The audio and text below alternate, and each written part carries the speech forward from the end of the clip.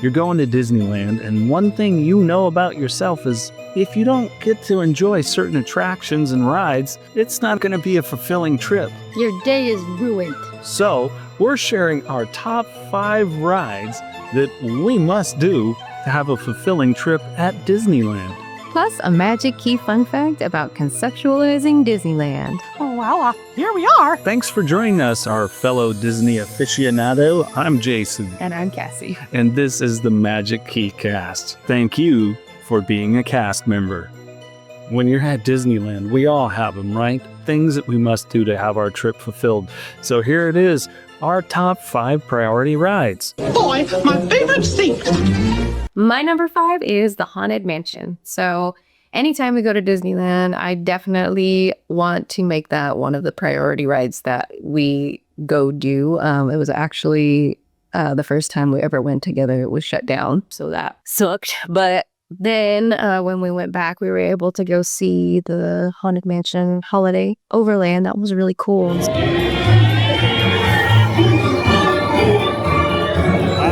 don't remember a lot of this stuff.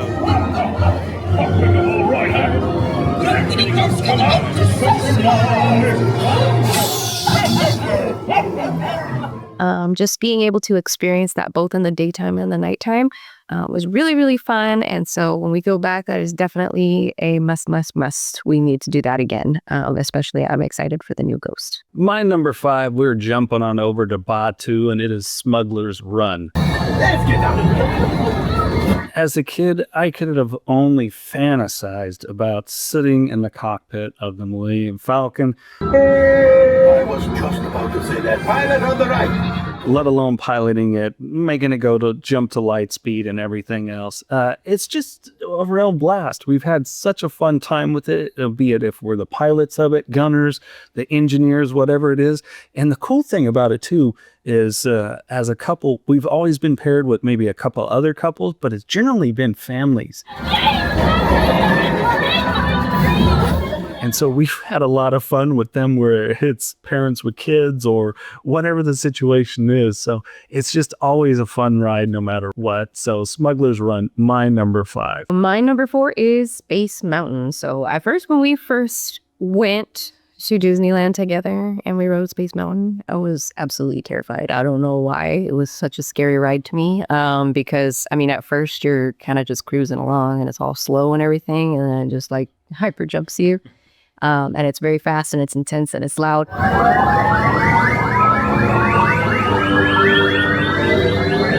When we went back the second time, I think we rode it maybe like 3 or 4 times. I love it now. I absolutely love it now. It's so much fun. It's so cool because it kind of looks like you're going into an observatory, and then they've got their pictures of the different nebulas in the solar system. I'm fascinated by those things. So it's just really cool. It's really spacey. It's really nerdy.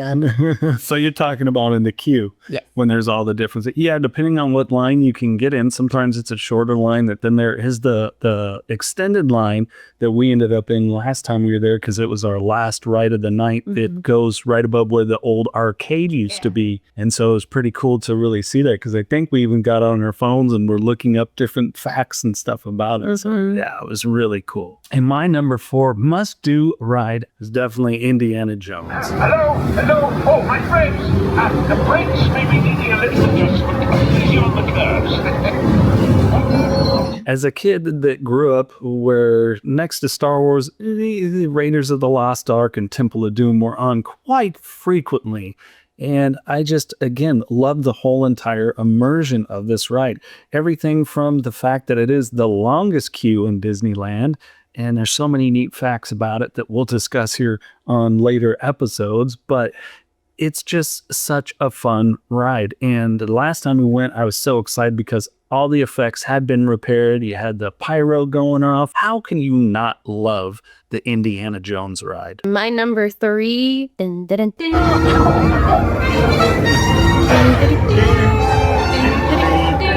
So that's mine. Mine's the number, the Indiana Jones ride, or as I like to call him, Indiana. I love the old 1930s music that's playing outside in the queue as you're waiting.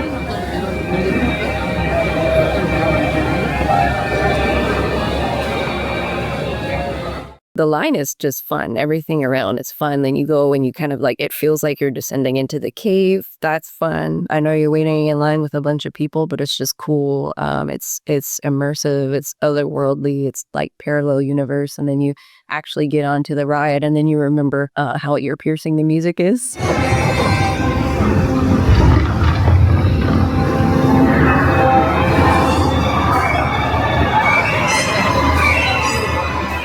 It's so much fun. You're in your little buggy and you're just like cruising along, and then there's giant snakes and fire, and then there's Indiana right there. Hey, lady, you call him Dr. Jones. And my number 3 ride, The wildest ride in the wilderness! I love Big Thunder Mountain Railroad. Every time they do a little bit of an evolution of the ride, if you go back, we had a Magic Key fun fact come out recently about something I didn't notice in the second lift concerning the TNT in the cave. It's just a blast. There's nothing that I can complain about when it comes to this attraction. There's our go.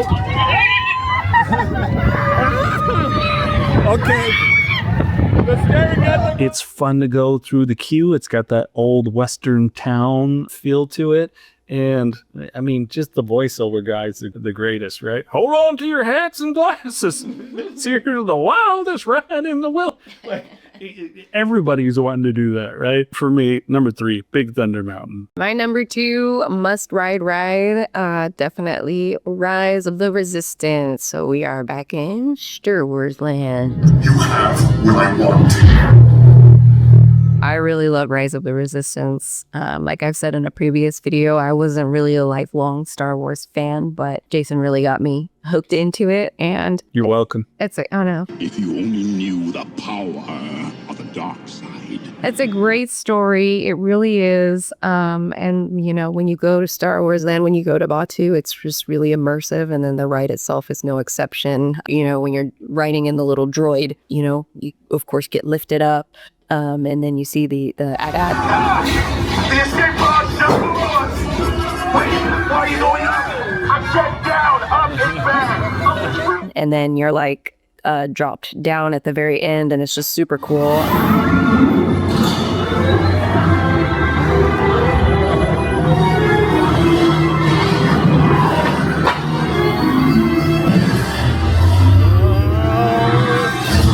That was one of the first rides I rode as an adult going back to an amusement park, and that was so much freaking fun. And we rode it like 4 times the first time we went, and like 2 or 3 times the second time. So definitely a must-ride ride for me. My number 2, we're going to jump back all the way to your number 4. Are you ready for the wildest ride in outer space? Oh, come on, it's the best. When do you get to go on a galactic voyage with me? Jackie Daytona. Space Mountain. Space Mountain. Ever since, again, back to being a kid, Space Mountain the must. Me and my brother, we used to rally this ride. Back in the day, we would get on it over and over and over. And I would still do that now. I know that there's supposedly some rumors about refurbishment coming to it, maybe following what happens with the one in Japan. We'll see. Who knows? I mean, we do talk about Tomorrowland needing a bit of a boost up. We actually got a whole video on that, as a matter of fact, at least a section of the video, which you can check out. To me, it is the thing that holds Tomorrowland together still. It's at the back of Tomorrowland. It gets us all walking through Tomorrowland. It is the energy of Tomorrowland. And to me, I've been to Space Mountain in Disney World and Tokyo. And I have to say, the one at Disneyland is still my favorite as of now. But we'll see when we hit some of those other parks, you know, in Asia and Europe eventually. So number 2 for me, have to do Space Mountain. My number 1 is going back to Big Thunder Mountain. Gotta love the wildest ride in the wilderness. I think that was my 2nd or 3rd ride when we went the first time. I was terrified. I don't know why. It's just, I don't know. I hadn't been on a roller coaster in a long time, so don't judge me. Okay. The staring at the goat works. The storyline is great. Again, an immersive experience. Just some of those same reasons, that Jason listed it, in his priority rides too. Great line. I like that you can see all kinds of bones. Like there's archaeological finds too in there, and that's pretty cool. My number one must-do attraction, ride, whatever you want to call it, at Disneyland, hands down, Rise of the Resistance. I am Lieutenant Beck. As you heard from Ray, I have been tasked with getting you to Vacara. I'm a huge Star Wars fan, and it just is the most immersive, amazing, technological thing that I had ever experienced at a theme park. Keep units together and do not separate. There will be 2 sides up ahead. Choose one. Plus, it's a storyline that is near and dear to my heart. I literally think I shed a tear when we got off the first time. Yes, you're right. I should hope so. Great job, recruits. It is such an amazing attraction. The Imagineers and what they put together is something that as a young kid, when I fell in love with going to Disneyland, that I couldn't imagine would be pulled off. Well, they have. And I'm hoping that's a sign of more things to come, not only in Batu, but Disneyland in general. So number one for me, we cannot go to Disneyland without getting on Rise of the Resistance. Otherwise, I'll be a very grumpy individual. The only thing I have to complain about Rise of the Resistance is that you can't experience it for the first time ever again. Yeah, that's true. That's the true tragedy. Yeah, that first time we went on it, I think we giggled for about 15 minutes afterwards. We experienced it for the first time together, and it was a lot of fun. That was definitely one of the main, I think, things that pull us back to Disneyland over and over again. Honorable mention. Now, you may notice we have left off an attraction or two, but we do have an honorable mention. Pirates. Yeah, you can't forget about Captain Jack, right? There's a career what could be more rewarding. Drink up, we hold a show home. I humbly accept this magnificent treasure as my reward for a life of villainy, larceny. I mean, it's still, after all these years, Pirates of the Caribbean is still, or is it Caribbean? Do you say Caribbean or Caribbean? I say Caribbean because that's how I heard it in the commercials. Yeah, I say Caribbean. I don't know. Billy Ocean says they're Caribbean. Caribbean Queen. But it's still such a brilliant ride. And I mean, there is, of course, that awesome one. I believe it's the Shanghai Disneyland, where it's, the motion boat and stuff like that. It's very similar to Rise of the Resistance, how it works. But as far as the stateside versions, this is the best Pirates of the Caribbean, hands down. The one at Disney World doesn't hold a candle to it. And even the one in Tokyo, I didn't think was better. So I like when you ride on it and you get in the front because you get splashed. And then also, even getting stuck on the ride is fun because you feel like you're stuck in there with pirates. And another wonderful thing about it, of course, the Blue Bayou restaurant, when you're getting on in the background before you really enter the ride. And when we ate at the Blue Bayou, it was a really wonderful element. I didn't realize how much I'd like it. We got right waterside when we were eating at the Blue Bayou. So it was so cool to watch all the boats and people laughing and smiling as they were getting on the attraction. So the whole entire thing is great. Yeah, and even some people applauded us for eating at the Blue Bayou, so it was really nice. It was up special. And now our Magic Key fun fact. Did you know that Disneyland, the place that we all go, Disneyland Resort, isn't actually the first Disneyland in Walt Disney history? No, 1954 TV show. Walt Disney's Disneyland. October 27th, 1954 on ABC. Disneyland, the TV show, premiered. Walt Disney, of course, was very frequently on it. There was multiple segments and stuff like that, and it actually ran for anywhere from 2 to 3 hours. And there was various versions of the show that carried on for years and years. So when you're at Disneyland, keep in mind that Disneyland wasn't originally a place, it was a TV show. It was an idea. Walt Disney's Disneyland. So the original title of the show that Walt Disney had on TV and Disney in general for a long time, from 1954 to 58, was actually Walt Disney's Disneyland. What a wild thing to have the last name that sounds so good with land put together.